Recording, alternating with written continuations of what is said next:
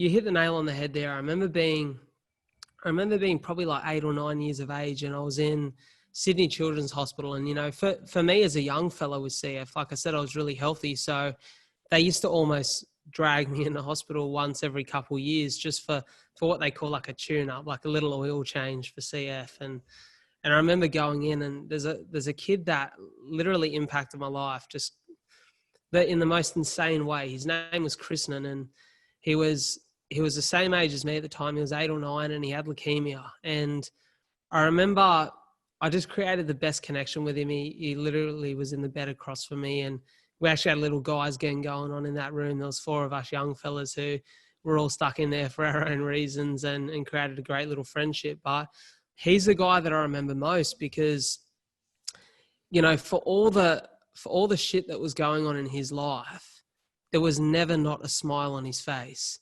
I remember, my parents were literally sleeping beside my bed. Like, they refused to leave my side because that's just how they've been, my whole life with cystic fibrosis and in everything that I do.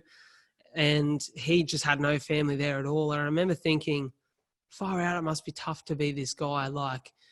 But he just always had that smile on his face, and there was this zest for life. I remember they moved him to another room, so he climbed through the window and into the other building to come over and see me and hang out one afternoon. And we had to return him back to the other side because they didn't know where he'd gone. But he just had this beautiful outlook on life. And I find that everyone who was, especially people in life who have been tested, they just seem to have that. They understand the beauty of just the simplest joys and the simplest of safety and good health and security in life. And, I just find myself in total awe of those people who at such a young age have been, so greatly tested, but seem to come out of it with a smile on their face, and they just seem to have the best understanding of life. And, I'd like to think I'm in that same boat.